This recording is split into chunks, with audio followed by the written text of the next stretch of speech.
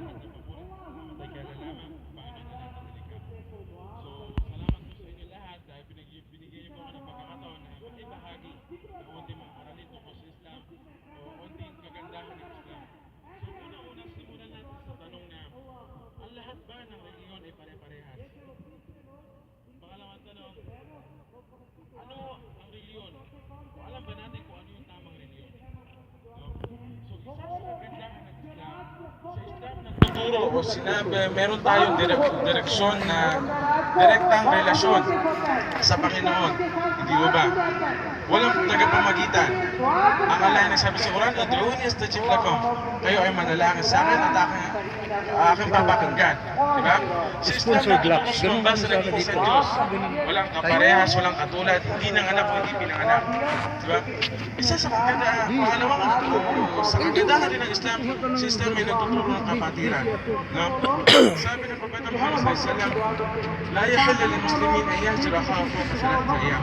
Hindi o pinagbabawal sa isang Muslim na hindi o i-abandon niya ang kanyang kapatid na Muslim na higit sa 3 araw.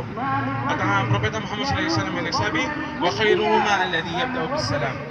At ang pinakamainam sa kanila kung sino ang nagsimula na bumati sa kanyang kapatid. Simulan natin sa bata, no? Sa Islam, hindi, kumbaga, ikaw ay hindi mo kailangang binyagan bago ka maging Muslim. Ang mga bata sa Pinas, bago maging Muslim, maging Kristyano ang gagawin, bibinyagan. Bago siya binyagan, bibinyagan siya para maging ganap na Kristyano. Bago siya binyagan, ano ang reliyon niya bago siya binyagan? Kasi sa Islam may tinatawag na fitra, natural na paniniwala. So yung bata na yung bago siya binyagan ay Muslim. Ang Propeta Muhammad SAW ay nagsabi, "Kullu mauludin yulida ala fitra."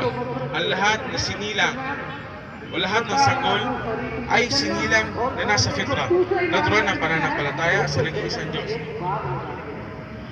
Sa Islam, hindi negosyo. Ang reliyon ng Islam ay hindi negosyo.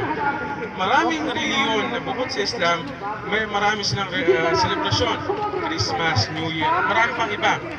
So, ang totoong reliyon, maging mahirap ka man o maging mayaman ka, walang problema sa'yo dahil ang reliyon ay pamantayan ng buhay.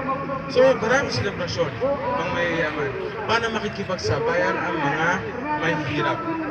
Sa Pilipinas, ang mga mahihirap nagnanakaw para lang makasabay sila sa mga selebrasyon. Hindi mo ba?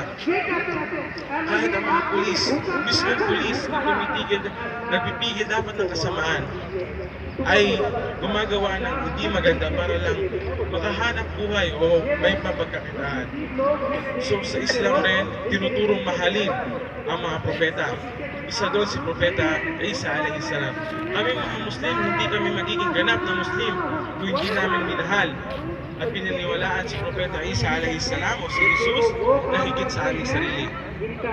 Hindi man namin siya nakita, pero sa pagsuot man lang namin ng mga damit at pagpapahaba ng balbas, isa na rin itong pagsunod sa turo ng mga propeta at sambahin si Allah na nagpapatirapa bago magsala ay naghuhugas dahil yan ang mga ginawa ng propeta bago sila magdasal sa Panginoon. So dito ko tatapusin ang aking maikling mensahe o bahagi sa inyo. Assalamualaikum warahmatullahi wabarakatuh. Alhamdulillah.